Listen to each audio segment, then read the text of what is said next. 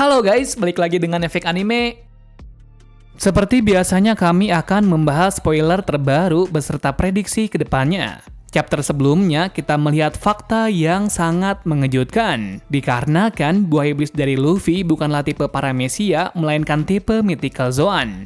Akan terungkapnya nama asli buah itu membuat semua fans sangat shock bagaimana bisa menjadi seperti itu. Namun yang pasti, dengan kebangkitan awakening buah iblisnya itu, Luffy yang sekarang bisa membalikkan keadaan dengan kekuatan elastisitas, ditambah lagi dengan pertarungan yang bebas. Sehingga dengan hal itu, Luffy bisa membalikkan keadaan. Lalu bagaimana kelanjutan ceritanya? Mari langsung saja menuju inti pembahasannya. Tapi sebelum kita menuju topik utama, jangan lupa untuk klik subscribe dan nyalakan lonceng notifikasinya agar selalu mendapatkan update seputar informasi anime dari kami. Dan berikut penjelasan One Piece 1045 beserta prediksi 1046 versi Efek Anime.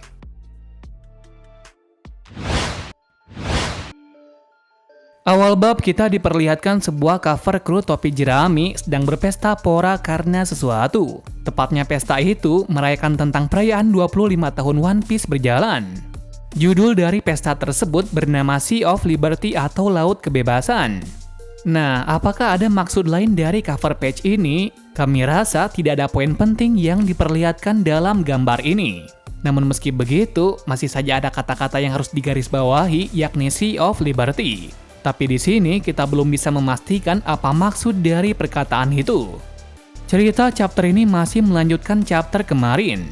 Pertama, diawali dari Kaido berpikir kalau sebenarnya ia sudah menduga kalau Luffy sudah mati. Luffy tertawa lepas menjawab, memang ia juga berpikir begitu. Tetapi poin penting di sini Kaido menggarisbawahi kebangkitan kekuatan buah iblis darinya merupakan Paramecia yang bagus. Namun ini di luar nalar dikarenakan perubahan bentuk seperti itu biasanya termasuk dalam tipe Zoan. Sementara Kaido terus kebingungan dengan apa yang terjadi pada lawannya, Luffy malah bersantai melayang di udara dan bermain-main tanpa memperhatikan lawannya. Karena kejenuhan yang dilakukan di depannya, Kaido yang tak sabaran langsung mengambil tindakan untuk memakan dan melumat Luffy yang bermain.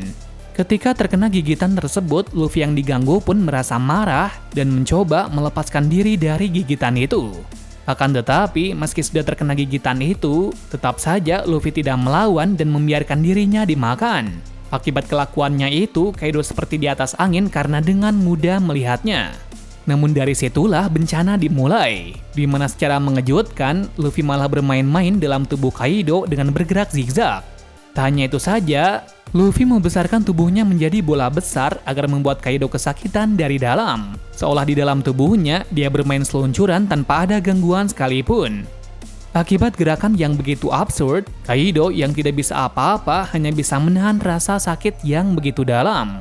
Sedangkan tak jauh dari sana, Yamato dan Momo yang sudah mencapai batas, dikejutkan dengan Kaido yang begitu konyol, seakan belut yang memakan bola bekel. Jelas saja mereka begitu kebingungan dengan apa yang terjadi pada pertarungan ini. Tetapi yang paling terkejut di sini ialah Kaido sendiri. Ia merasa tubuhnya menjadi karet sekarang. Kekonyolan dari Luffy tidak berhenti begitu saja, dia juga berbuat hal yang di luar logika lagi, yakni dia mencoba keluar dari tubuh ular raksasa melalui matanya. Dan kali ini pada kondisi yang sama dia melakukannya lagi. Bedanya, tangannya Luffy bisa menembus mata itu sampai memegang hidungnya. Entah bagaimana hal itu bisa terjadi, satu hal yang pasti, kekuatan awakening karet darinya bisa menembus benda padat. Tak hanya itu, dia yang sangat gembira langsung menggunakan jurus melarikan diri.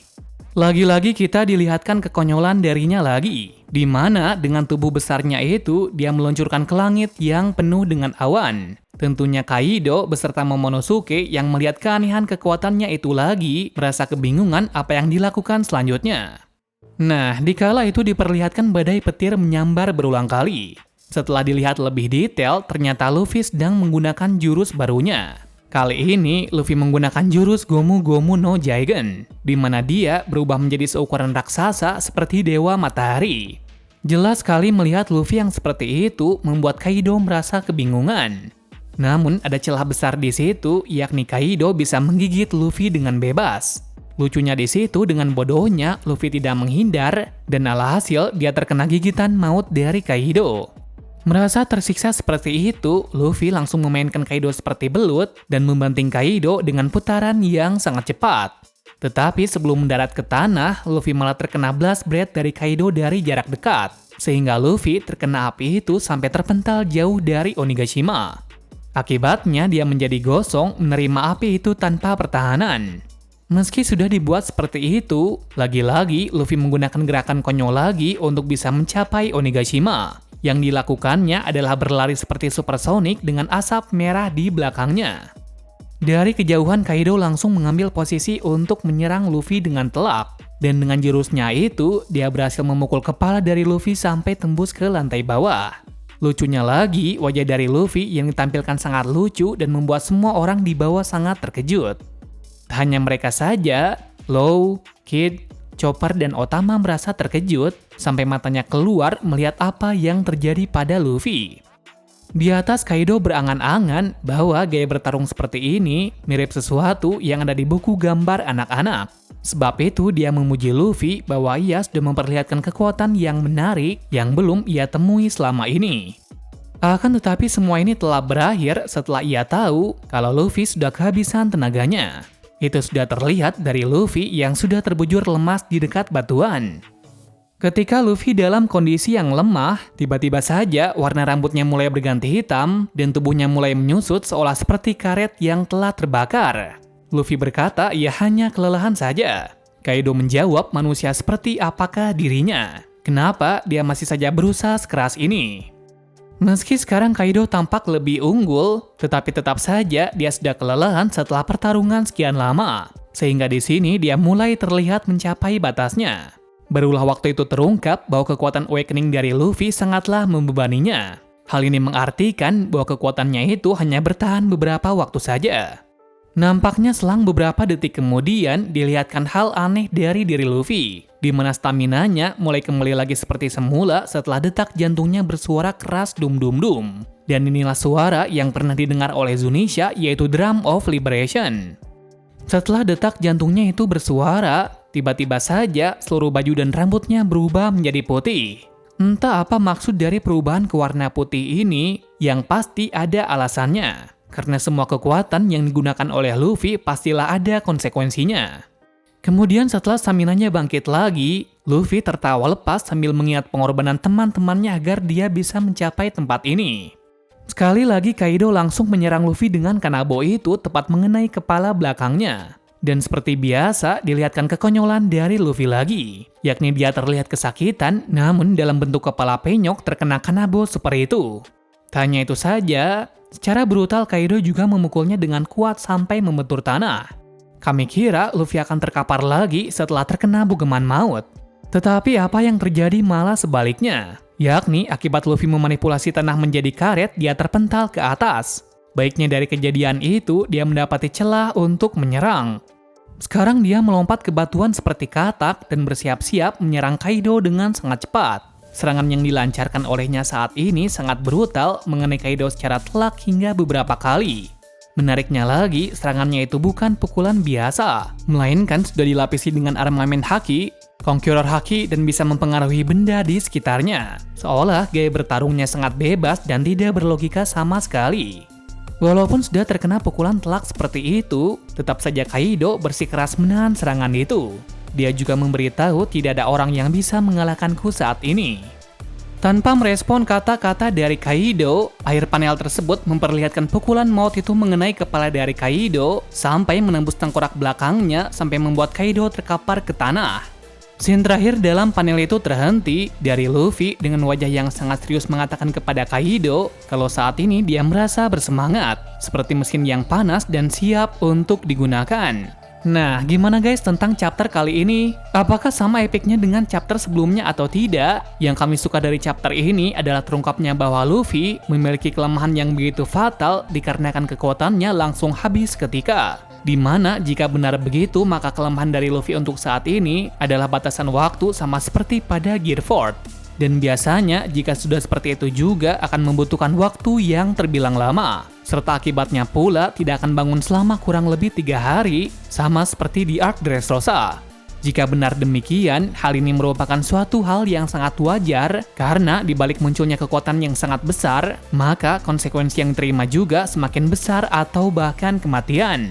Terlepas dari kelemahan itu, ada satu poin yang harus dibawahi di sini, yaitu Luffy bisa meregenerasikan tubuhnya dengan cepat dengan Drum of Liberation.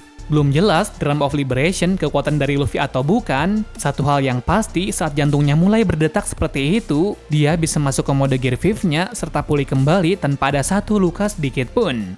Hal ini mengartikan untuk memasuki gear tersebut, Luffy diharuskan untuk kehilangan semua energi yang ada di dalam tubuhnya, sehingga nantinya kekuatan tersebut akan muncul. Lalu pertanyaannya, jadi Luffy harus karat atau hampir mati dulu kan bang? Ya, kami rasa mungkin seperti itu yang terjadi pada kasus dari Luffy untuk saat ini.